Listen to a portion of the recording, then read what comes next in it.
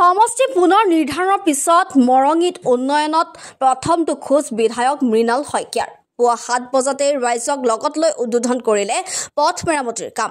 প্ৰথম দিনাই 10 কোটি টকাৰ উন্নয়নমূলক কামৰ শুভাৰম্ভ কৰিলে খুমটাইৰ বিধায়কগৰাকীয়ে। মইনাপাৰাৰ পৰা থোৰামুখ সংযোগী 3.2 কিলোমিটাৰ আৰু লুৰুকিহাটৰ পৰা হেনচুৱা পথ সংযোগী 5.2 কিলোমিটাৰ পথ পুনৰ মেৰামতি কামৰ উদ্বোধন কৰে।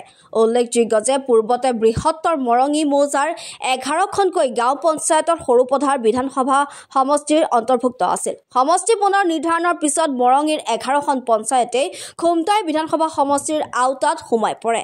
বৃহত্তৰ মৰঙী মৌজাটো খুমটাই বিধানসভা সমষ্টিৰ অন্তৰ্ভুক্ত হোৱাত এতিয়া মৰঙীবাসীয়ে সন্তোষ প্ৰকাশ কৰিছে। বিশেষকৈ বিধায়ক মৃণাল শইকীয়াৰ কাম কাজক লৈ মৰঙীবাসীয়ে উন্নয়নৰ আশাৰ ৰেঙনি দেখা পাইছে। মৰঙীত দুটা অঞ্চল আছে, মই যিটো মোৰ নিজৰ পৰা যি চাই মেলি বুজিলোঁ। এটা হ'ল NRLৰ ফালৰ সেই অংশটো, এটা এই নামবৰ ছাইডৰ এই অঞ্চলটো।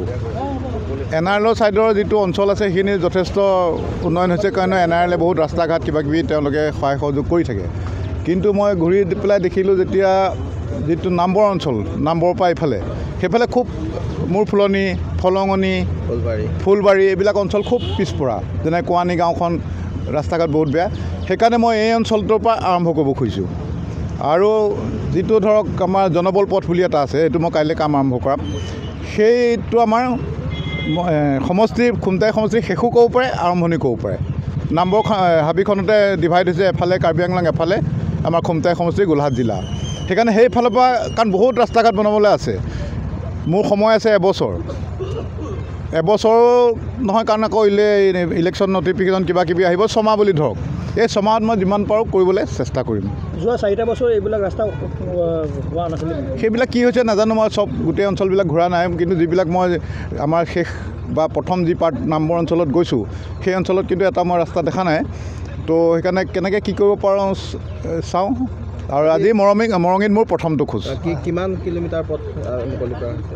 আজি ইপিনে 3 কিলোমিটাৰ, ইপিনে 5 কিলোমিটাৰ, 9 কিলোমিটাৰমান পথ বহলীকৰণ আৰু সবলীকৰণ। এইকেইটা খুব গুৰুত্বপূৰ্ণ পথ, বহুত গাড়ী যায়। এই ৰাস্তাটো যদি আমাৰ হৈ যায়, বহুতৰ ধৰক 5 কিলোমিটাৰ 6 কিলোমিটাৰ ওচৰা ওচৰি হৈ যাব।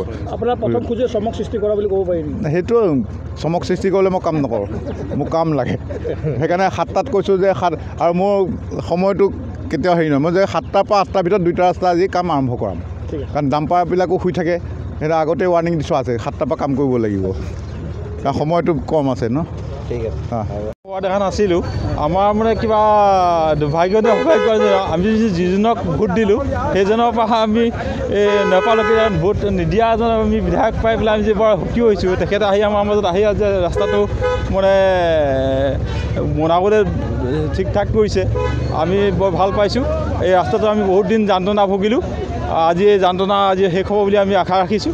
পূৰ্বে কিয় কাম হোৱা নাছিলে আপোনালোকৰ? কামটো কিয় হোৱা নাছিলে নাজানো।